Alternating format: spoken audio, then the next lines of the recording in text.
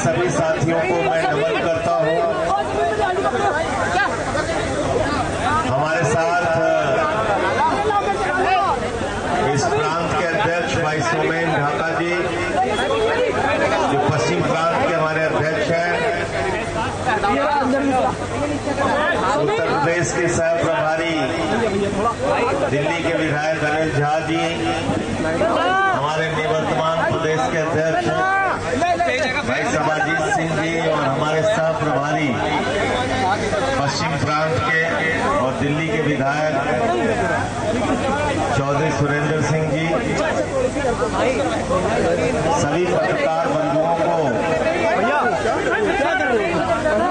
मैं नमस्कार करता हूँ। आज की पदयात्रा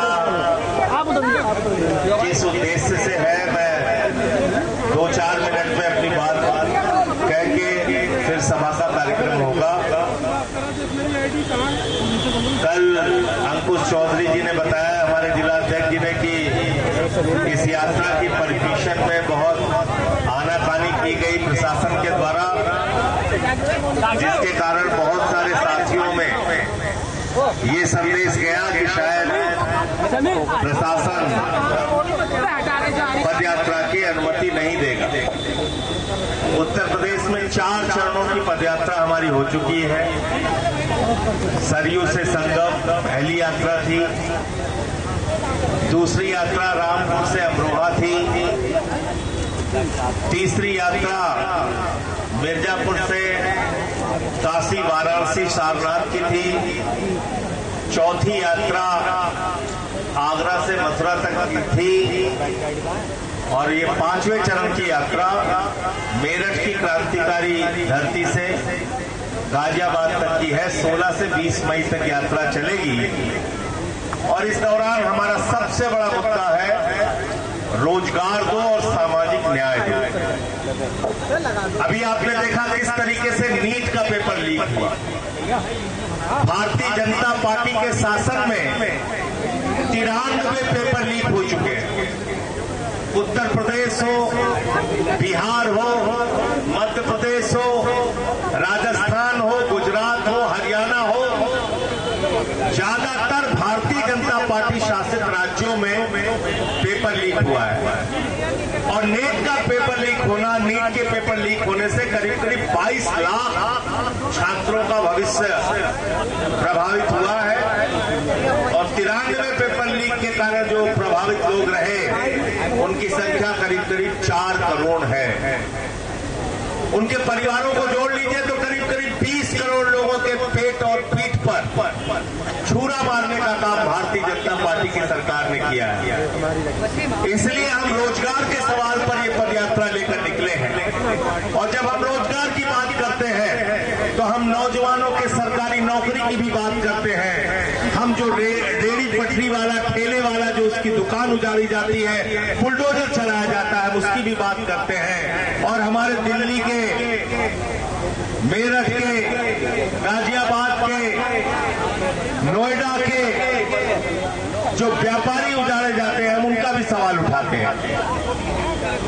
लखनऊ में, प्रयागराज में, काशी में, अयोध्या में हजारों लोगों को उजाड़ दिया गया।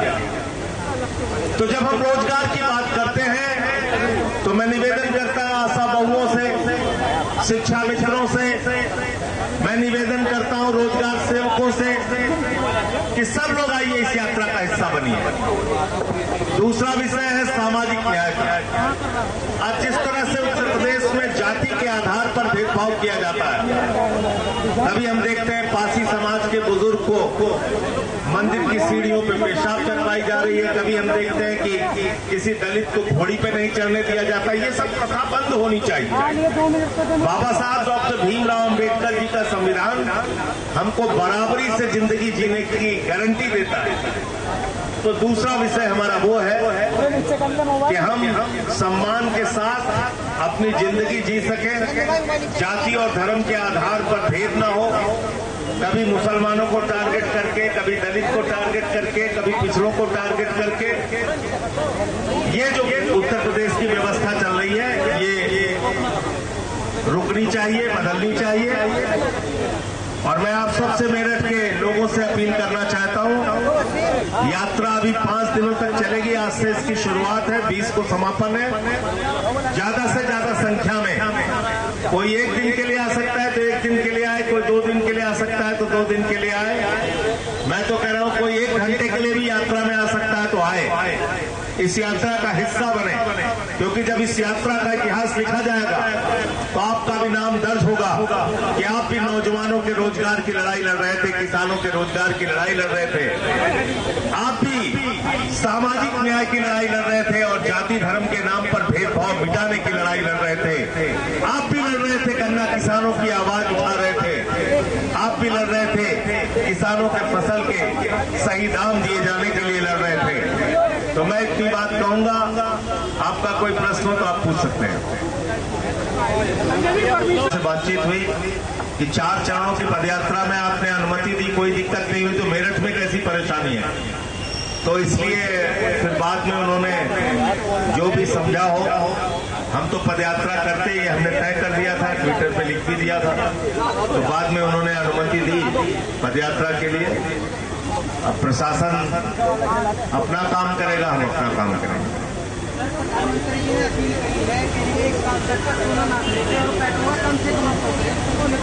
अच्छा, एक चीज बताइए, 1.5 लाख रुपए तोला सोना हो गया। 80 करोड़ लोग तो 5 किलो राशन पे जिंदा है इस देश में। सोना खरीदने की ताकत किसकी बची? मोदी जी ने किसी को छोड़ा है सोना खरीदने लायक? अरे अपनी बेटी की शादी के लिए, घर में कोई त्योहार, कोई फंक्शन हो गया, छोटी मोटी खरीद कोई कर लेता है।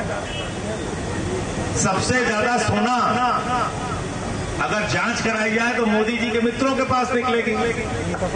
नीरव मोदी, मेहुल चौकसी हजारों करोड़ रुपए बैंकों का लूट के आज विदेशों में बैठे कौन थे? नरेंद्र मोदी जी के करीबी और सोने के व्यापारी।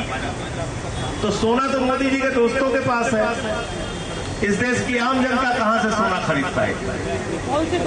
तो इसलिए नाम बताया तो आपने सुना नहीं, नीरव मोदी, मेहुल चौकसी, 2 प्यारे दोस्त हैं मोदी जी के, जो विदेशों में बैठ के चिढ़ा रहे हैं आपको और हमको और पूरी व्यवस्था को। तो इसलिए उन्होंने कहा कि डीजल पेट्रोल का इस्तेमाल कम कीजिए। आपको पता है पिछले 12 साल में 44 लाख करोड़ रुपए का टैक्स भारत की जनता से प्रधानमंत्री नरेंद्र मोदी जी ने वसूला है डीजल पेट्रोल के नाम पे। जब $30 प्रति बैरल और $20 प्रति बैरल कच्चे तेल का दाम था, तब भी डीजल पेट्रोल का दाम घटाया नहीं गया और मुनाफा कमाया गया। 3.5 लाख करोड़ रुपए उन तमाम कंपनियों ने फायदा कमाया है जो डीजल पेट्रोल के कारोबार में है। आपको पता होना चाहिए कि जब से युद्ध शुरू हुआ है मध्य एशिया में, उसके बाद से अडानी ने अपने गैस का दाम 3 गुना ज्यादा बढ़ा दिया है। तो जब आप लाखों करोड़ रुपए का मुनाफा इस देश की जनता से कमा रहे थे, तब तो आपने कोई छूट नहीं दी। आज मान लीजिए संकट है तो आपको देश की जनता को छूट देनी चाहिए। गैस का दाम आपने 993 रुपए कमर्शियल सिलेंडर बढ़ा दिया, 5 किलो गैस का दाम आपने 261 रुपए बढ़ा दिया। तो इसलिए ये आपदा में अवसर तलाश रहे हैं, सलाह दे रहे हैं, भाई डीजल पेट्रोल का इस्तेमाल ना करो। मैं आज बड़ा हास्यास्पद एक वीडियो देख रहा था, जयपुर में हमारे पुलिस वाले भाई साइकिल से पेट्रोलिंग कर रहे हैं। अब बताइए, कोई अपराधी अगर अपराध करके किसी पुलिस वाले के सामने भागता रहेगा, वो साइकिल से कैसे पीछा करेगा? चाकू मार के, हार छीन के, किसी का कत्ल करके भागता रहेगा। आपने ऐसा रोग लगा दिया है, अब पुलिस वाले बेचारे जयपुर में वो साइकिल से पेट्रोलिंग कर रहे हैं। देश की सुरक्षा के साथ खिलवाड़ मत कीजिए। भाषण दिया मोदी जी ने, तुरंत बैठ के जहाज से ऊपर चले गए और ऊपर जाने के बाद नीचे उतरे तो रोड शो करने लगे। अब 5 देशों की यात्रा पे है। अभी मुझे पता चला कि उनका दूसरा घर अरब में है। अभी बोला है मोदी जी ने कि मैं अपने दूसरे घर में आया हूं। अभी अरब में गए, कह रहे हम दूसरे घर में आए हैं। देख लीजिएगा बयान, मैं आ रहा था तो अभी देखा। और गले लग रहे थे उसको, मोहम्मद बिन सलमान को ऐसा लग रहा था जैसे कुंभ के मेले में बिछड़ा हुआ भाई है। हिंदुस्तान के मुसलमानों से परहेज करना है और वहां के मुसलमानों को एकदम कुंभ के मेले के बिछड़े हुए भाई की तरह गले लगाना है। ये कौन सा दोहरा चरित्र है आपका? यहां तो मुसलमानों को कपड़े से पहचान लेते हो और वहां इधर मान जाती है तुमको। वीर जारा की तरह हाथ फैला के ऐसे मिल रहे हैं जैसे शाहरुख खान मिल रहा था। ओ भैया देखिए, जनता इस देश का आम आदमी वो आम आदमी पार्टी की नीतियों के साथ है। अब जो लोग दबाव में किसी पार्टी में चले जाते हैं उनकी क्या बात की जाए? उनके ऊपर ईडी का छापा मारा, दबाव बनाया, लेके चले गए। हम लोग खड़े हैं मजबूती से। भैया ये बंदर घुड़की वाले लोग हैं। बंदर को देखा है आपने?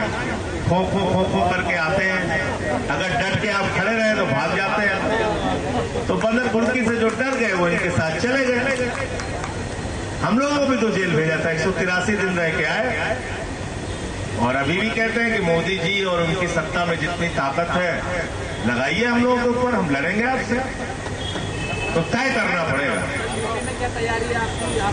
उत्तर प्रदेश में हम लोग पंचायत के चुनाव का इंतजार कर रहे हैं। हाई कोर्ट के आदेश के बाद उम्मीद है कि तारीखें जल्दी घोषित होंगी। पंचायत के चुनाव के बाद विधानसभा में कैसे जाना है आपके साथ विस्तार से बातचीत करेंगे।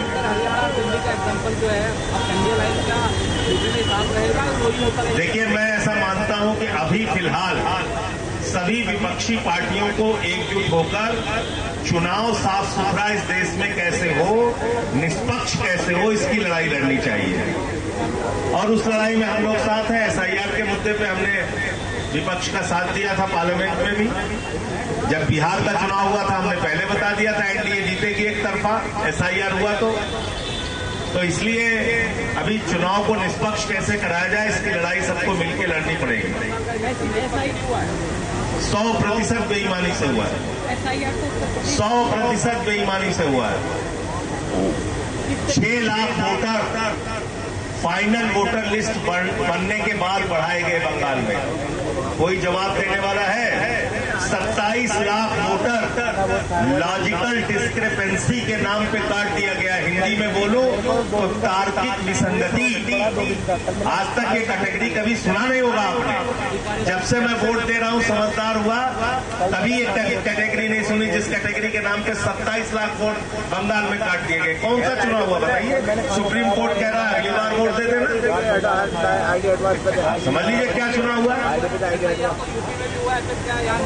एसआईआर अभी इंतजार कीजिए, अभी तो खेल बाकी है। फाइनल वोटर लिस्ट आने दीजिए, उसके बाद क्या खेल करेगी बीजेपी तब बात करेंगे।